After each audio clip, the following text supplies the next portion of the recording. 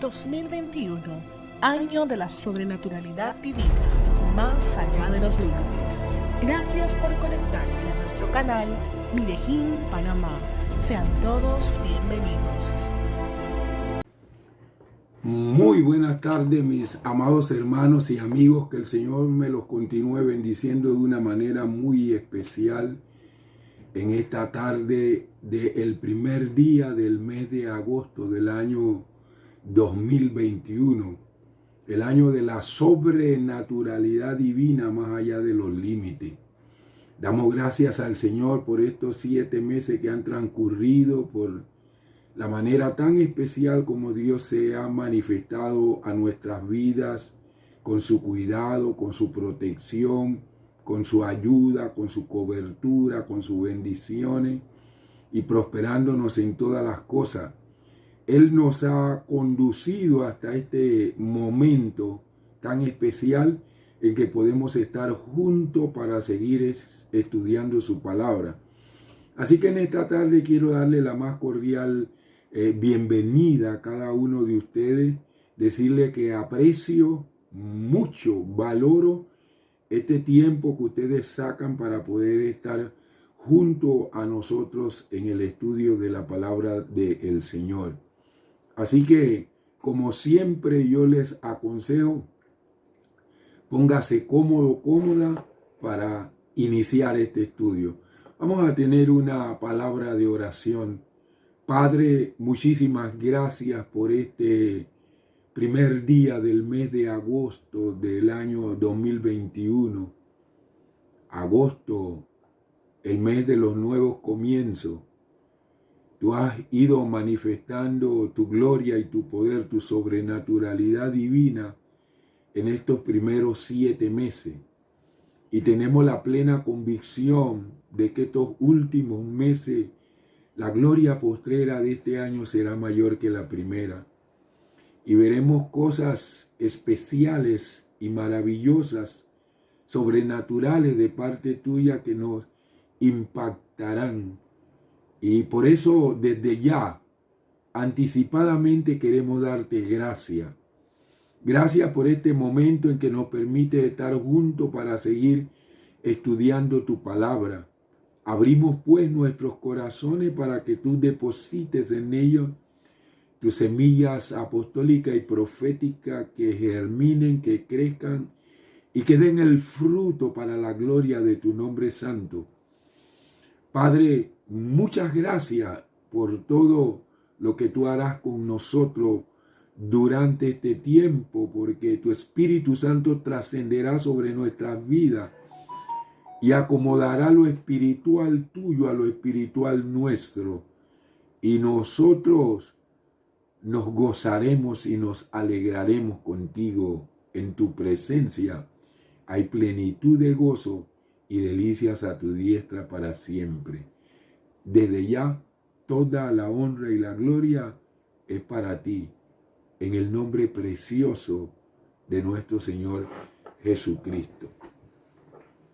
Bien, amados hermanos y hermanas, estamos en el estudio profundo, maravilloso del libro de los Hechos del Espíritu Santo. Hemos ya avanzado y llevamos 16 capítulos que hemos podido escudriñar y extraer las grandes enseñanzas que este libro nos da a nosotros y que nos muestra la manera como el Espíritu Santo operó trascendentemente en la iglesia del primer siglo. Hoy vamos a iniciar el capítulo número 17 y el tema que le presento es labor apostólica en Tesalónica. La semana pasada estuvimos estudiando bajo el tema la providencia extraordinaria de Dios. Nos hablaba de las cosas maravillosas que el Señor hizo en Filipo y cómo de manera milagrosa sacó de la cárcel a Pablo y a Sila. Al final del capítulo 16, Lucas nos narra que Pablo y Silas salieron de Filipo.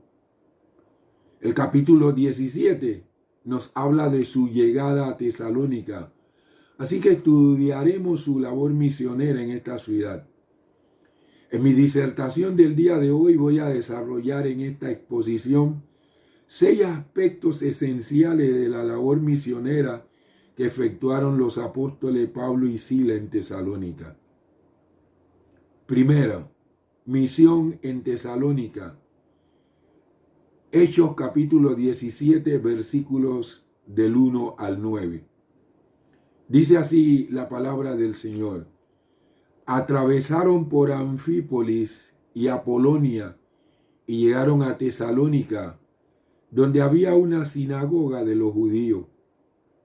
Y de acuerdo con su costumbre, Pablo entró a reunirse con ellos y por 3 sábados discutió con ellos basándose en las Escrituras, explicando y demostrando que era necesario que el Cristo padeciera y resucitara de entre los muertos.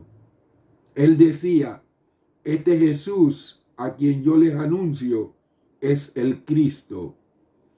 Y algunos de ellos se convirtieron y se juntaron con Pablo y Sila. Un gran número de los griegos piadosos y no poca de las mujeres principales. Entonces los judíos se pusieron celosos y tomaron de la calle a algunos hombres perversos y formando una turba alborotaron la ciudad. Asaltando la casa de Jasón, procuraban sacarlo al pueblo. Como no los encontraron, arrastraron a Jasón y a algunos hermanos ante los gobernadores de la ciudad, gritando, estos que trastornan el mundo entero también han venido acá. Y Jasón les ha recibido. Todos estos actúan en contra de los decretos del César, diciendo que hay otro rey, Jesús. El pueblo y los gobernantes se perturbaron al oír estas cosas, pero después de obtener fianza de Jasón y de los demás, lo soltaron. Las 2 cartas de Pablo a los tesalonicenses nos presentan a tal iglesia con tan brillante rasgo que no podemos menos de sentirnos gozosos al leer el informe de la fundación de aquella comunidad. 1. A pesar de lo mal que habían sido tratados en Filipo, Pablo y Sila no se retiraron a descansar ni desistieron de su ministerio. La oposición que habían encontrado, en lugar de acobardarle, los animó más todavía, lo cual ciertamente no habrían podido efectuar por sí mismos si no hubiesen sido capacitados por un poder venido de arriba. Como dijo nuestro Señor Jesucristo, recibiréis poder de lo alto para hacerme testigo en Jerusalén, en todo Judea, en Samaria y hasta lo último de la tierra. Pasaron por Anfípolis y Apolonia, según dice el versículo 1. Anfípolis, ubicada en la ribera del río Estrimón, capital del primer distrito de Macedonia, y Apolonia, una ciudad situada a 45 kilómetros de Anfípolis. Los arqueólogos hasta ahora no han encontrado ninguna evidencia de la existencia de sinagoga en esas 2 ciudades. Esto explicaría por qué Pablo y sus compañeros las atravesaron, pero no predicaron a judíos en ella. Una sinagoga es un lugar en que se reunía un grupo de judíos para enseñar y orar. Podía establecerse donde hubiera 10 o más judíos varones. La práctica regular de Pablo era predicar en la sinagoga en la medida que los judíos se lo permitieran. A menudo los que no eran judíos venían a las reuniones para oír el mensaje de Pablo. Cuando Pablo habló en la sinagoga, sabiamente partió de los escritos del Antiguo Testamento y explicó cómo el Mesías cumplió lo que decían de él, yendo de lo conocido a lo desconocido. Esta es una buena estrategia para nosotros. Cuando testificamos de Cristo, debemos empezar donde la gente está, afirmando la verdad que conocen, para luego presentar a Cristo, el único que es la verdad.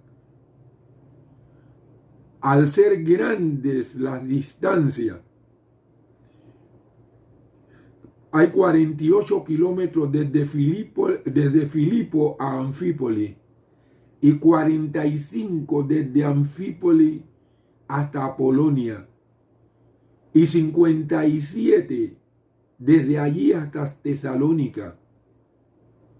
Es de suponer que se detuviesen en aquellas ciudades lo suficiente para proclamar allí el evangelio de la salvación a los gentiles, porque no había sinagoga, ya que, como he dicho, al carecer esas comunidades de judíos, Pablo y Silas se dedicaron entonces a preparar el camino para la venida de otros misioneros. 2. Halló en Tesalónica. Tesalónica es la actual Salónica. Dice, halló en Tesalónica una sinagoga de los judíos y allí se fue, discutió con ellos. Tesalónica, ubicada en el Golfo de Salónica, se cree que el general Casandro le dio el nombre de Tesalónica en honor a su esposa, hermana de Alejandro Magno. Fue capital de la segunda división de Macedonia. Estaba ubicada a unos 160 kilómetros de Filipo. Mire todo lo que tuvo que recorrer el apóstol Pablo para llegar hasta Tesalónica, 160 kilómetros por tierra y a veces a través de agua. Se consideraba un gran centro comercial que contaba con una colonia de judíos. No es un argumento llamado de razón o en tradiciones de escuelas o denominación como hemos de basarnos para proclamar el evangelio. Estos judíos tenían con Pablo una base común de estudio y discusión. Las Escrituras, el Antiguo Testamento. Y sobre esa base es como les predicó Pablo a Cristo, crucificado y resucitado, según el versículo 3. Allí se puede notar la semejanza con las palabras del propio Jesús de Lucas 24, 26 y 46, cuando le dijo a los dos que caminaban hacia Emaús que todas las escrituras, la ley y los profetas hablaban acerca de él, y comenzó a declararle las cosas que decían. Así lo hizo por 3 sábados el apóstol Pablo, mostrándoles con su ejemplo la paciencia, mostrándoles a ellos y a nosotros con su ejemplo la paciencia que es menester en la conversión de las almas. 3 sábados consecutivos hablándoles acerca de todas las escrituras para que ellos pudieran entender que en Jesús se daba el cumplimiento de lo que decían las escrituras. Mire, para poder ganarse las almas y consolidarlas, hay que invertir buen tiempo. Y uno tiene que, de una manera sistemática, poder presentar el mensaje de la palabra de Dios, no picando aquí, picando allá, sino de una manera sistemática. Dios me ha permitido durante este casi año y medio poder de forma sistemática hablarle acerca de lo relacionado con el carácter de nuestro Señor Jesús, cómo podemos reflejar el carácter de nuestro Señor Jesucristo aquí en la tierra. Y nos ha permitido también poder estudiar el libro de los Hechos del Espíritu Santo para poder identificarnos con la iglesia del primer siglo, porque de seguro que Dios le va a devolver a la iglesia todo lo que ha perdido.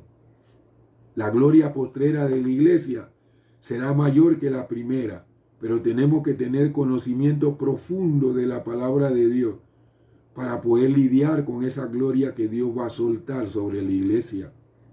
Eso es lo que yo le llamo la unción corporativa. Y cuando comience Dios a generalizar esa unción, nosotros tendremos que tener el conocimiento de la palabra de Dios para poder lidiar con ese avivamiento.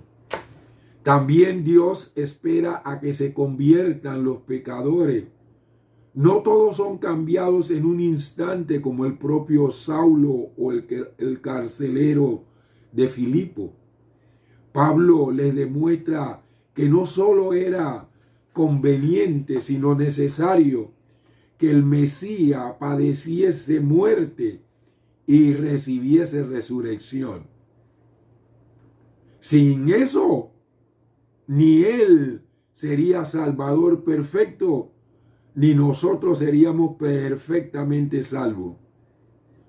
Jesús es el Cristo, el Mesías, el ungido de Dios, como dijo Pablo en el versículo 3, la parte B.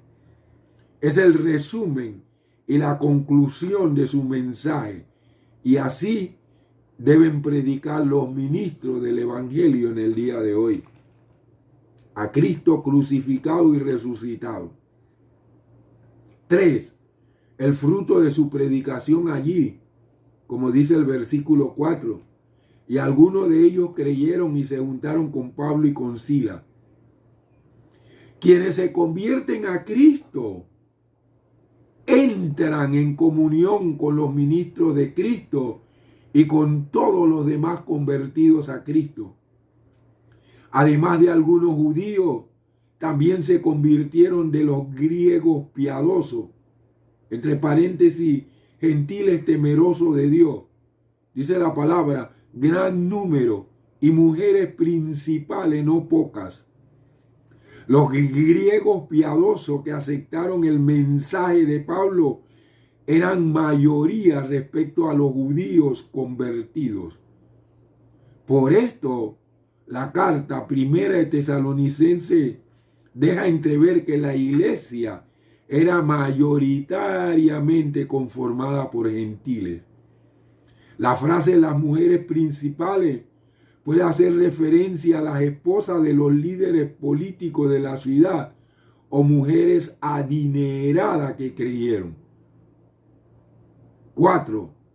Pronto surgió la oposición de los judíos que no creían, movidos como siempre de celos, y también como en otros lugares se sirvieron de turba de la más baja ralea para alborotar la ciudad y asaltar la casa de Jasón. Jasón es el nombre griego que corresponde aquí a Josué o Jesús, donde se alojaban los siervos de Cristo. Alboroto y asalto son siempre obra del diablo, sea quien sea el que los efectúe, sean judíos o gentiles. Y los judíos estaban acostumbrados a hacer estas cosas. Se autodenominaban los hijos de Abraham, los hijos de Dios, pero siempre actuando influenciado nada más y nada menos que por el diablo.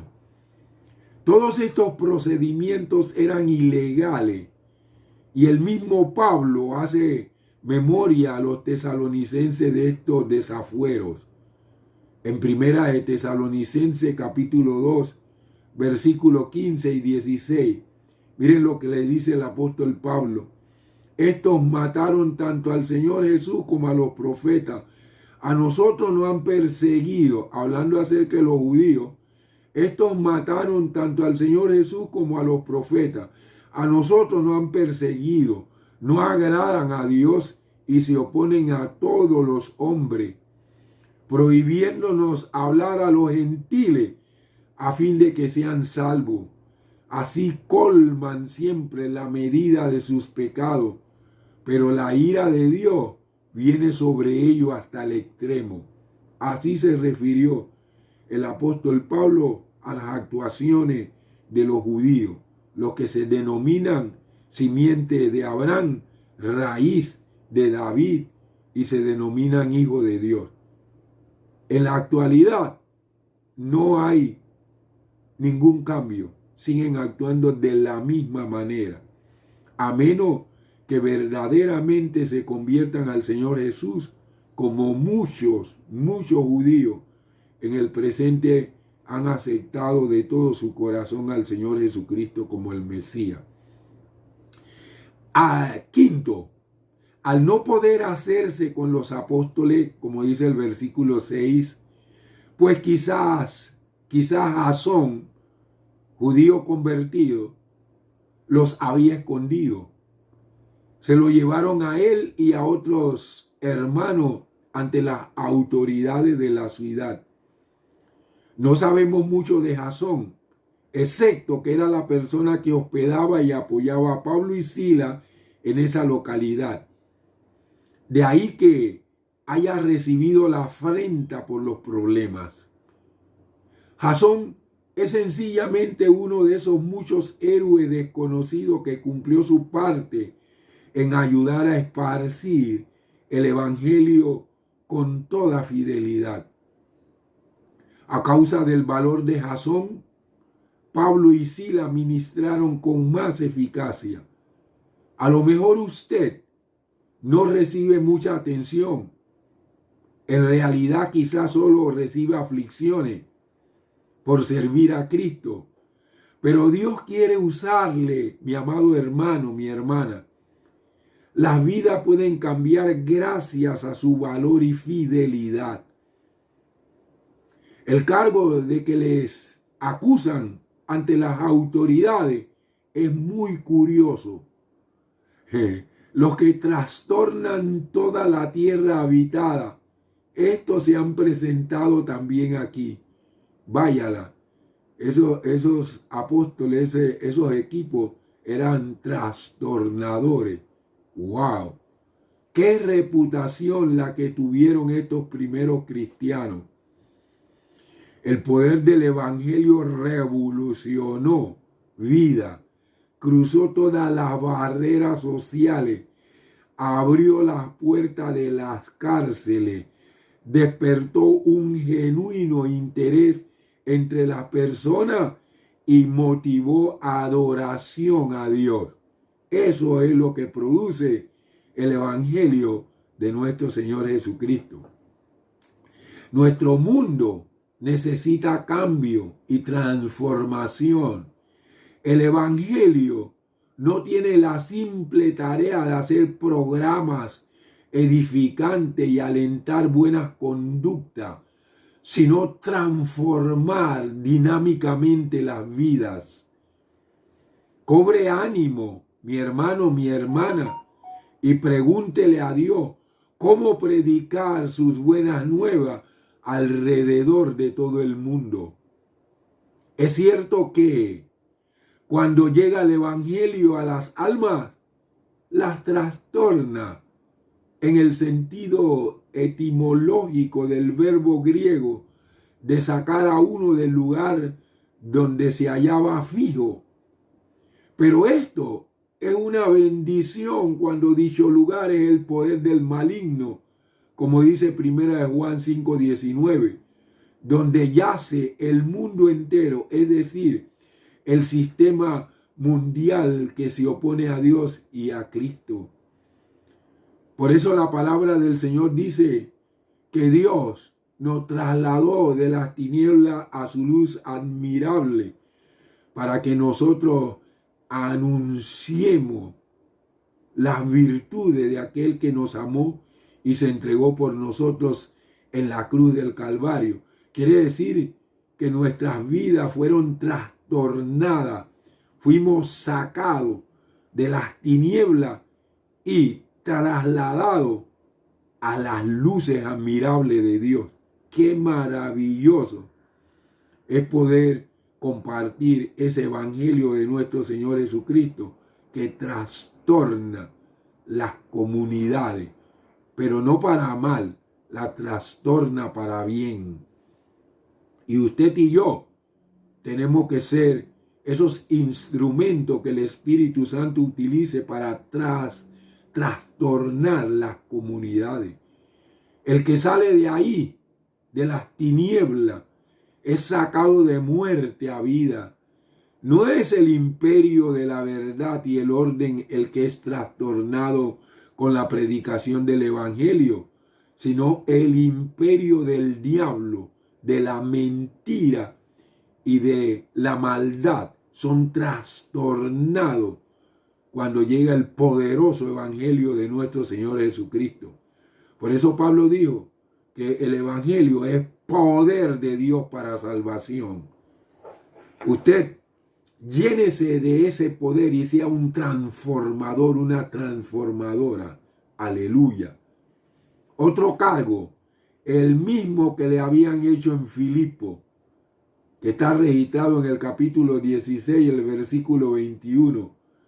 Pero aquí, en el verso 7, más explícito, es que contravenían los decretos de César, diciendo que hay otro rey, Jesús.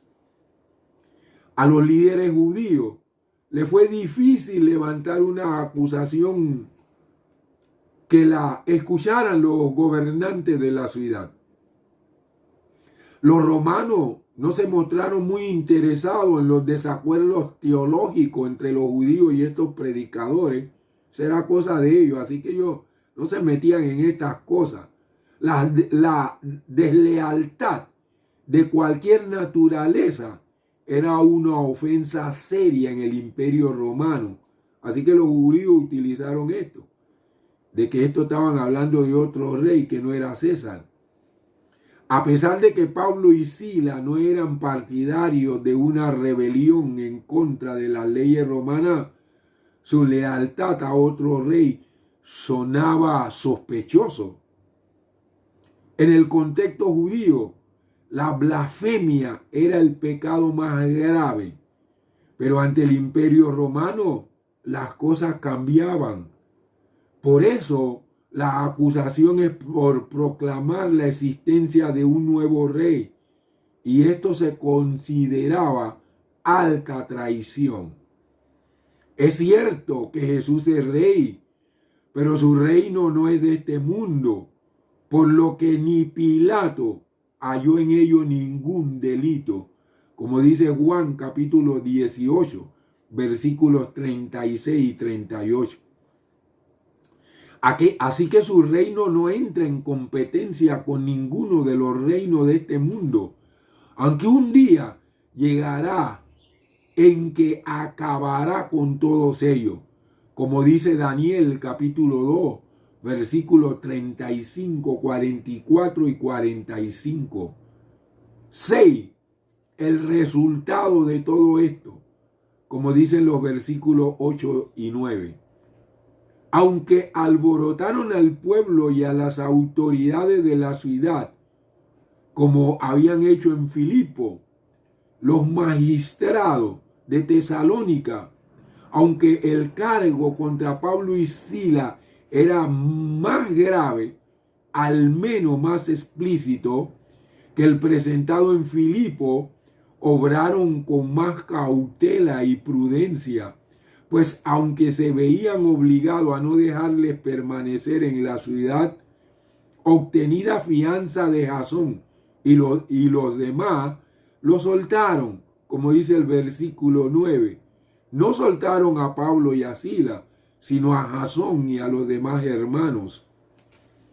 Ahora, es interesante porque aquí dice fianza, y como nosotros tenemos un contexto actual de lo que es la palabra finanza, finanza no fianza, aquí hay que explicarlo. Fianza no es aquí lo que pensamos, pagar por la libertad de una persona.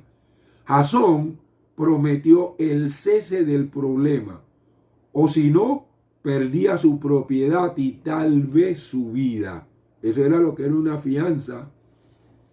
Quiero concluir, entre los perseguidores del cristianismo, así como tenemos muchos ejemplos de loca furia y brutal trato de los predicadores del evangelio y de los creyentes en Cristo, también los tenemos de otros prudentes y moderados. Si nosotros actuamos con sabiduría y mucha prudencia, como nos ordena la palabra de Dios, quizás nos evitemos muchas situaciones con las autoridades. A veces tenemos problemas con las autoridades no porque se oponen al evangelio, sino porque somos muy escandalosos. Y los decibeles que nosotros utilizamos dañan a los vecinos y la autoridad, entonces se les reporta esto y tienen que actuar contra nosotros, y allí nosotros decimos que es en contra del evangelio. No, eso no es contra el evangelio. Esa es nuestra imprudencia, nuestra falta de sabiduría. Y así como ese, hay otros casos. Necesitamos pedirle a Dios que nos dé sabiduría para que seamos prudentes y podamos presentar el evangelio de nuestro Señor Jesucristo, no contraviniendo las leyes de las naciones, sino más bien respetando las leyes, pero presentando el reino de los cielos. ¡Qué maravilloso! Una labor tremenda en Tesalónica hicieron Pablo y Silas y el resto del equipo que con ellos andaba. Plantaron una iglesia en este lugar y prepararon también el camino de paso cuando iban para Tesalónica en Apolonia y Antípolis. Lo prepararon para que cuando llegara otro equipo misionero ya pudieran tener un avance del conocimiento de lo que era el evangelio. Damos gracias a Dios por todo este registro que el doctor Lucas nos hizo acerca de todo lo que aconteció en la extensión del reino de los cielos, de la predicación del evangelio en el primer siglo. Vamos a orar. Padre, queremos darte gracias porque a través de la disertación del día de hoy hemos podido aprender cosas interesantes que nos pueden ayudar para que nosotros seamos instrumentos útiles y santificados en tus manos. La forma como presentaba Pablo el evangelio de nuestro Señor Jesucristo, yendo de lo conocido, lo que conocía la gente, hasta lo desconocido que tenía que ver con la muerte y resurrección de nuestro Señor Jesucristo. Que nosotros podamos ser prudentes de tal manera que no entremos en contienda con aquellos que evangelizamos, sino que podamos admitir aquellas cosas que ellos creen que son verdaderas y desde esas verdades, afirmándolas, partir para presentar a nuestro Señor, Salvador y Redentor Jesucristo, el único camino, la verdad y la vida. Padre, gracias, porque el equipo misionero que andaba con Pablo tenían que viajar por grande distancia. no tenían la comodidad que tenemos nosotros en el día de hoy, pero lo hicieron y llevaron el Evangelio tal como lo dijo nuestro Señor Jesucristo hasta lo último de la tierra. Nosotros queremos ser parte de ese movimiento de avivamiento. Así que concédenos el que, Señor, tengamos en el interior de nosotros un poder, que permitamos que tu Espíritu Santo libere el potencial que tú depositaste en nosotros para que seamos ganadores de almas, así como lo fue el equipo misionero que viajó con el apóstol Pablo. Te damos honra y gloria por este estudio en el nombre precioso de nuestro Señor Jesucristo. Amén y amén. Mis amados hermanos y hermanas, muchísimas gracias por haber estado conmigo. Si el Señor así me lo permite, espero estar con ustedes el próximo jueves a las 7 de la noche. Mientras llegue ese momento, que el Señor le cubra, le guarde, le proteja para que podamos estar nuevamente juntos. Saludos y bendiciones. Esta ha sido otra transmisión de Medellín, Panamá. Recuerde sintonizarnos los días jueves a las 7 p.m. y domingos a las 5 p.m. Además de nuestros servicios en vivo los domingos a las 10 a.m. Gracias por conectar.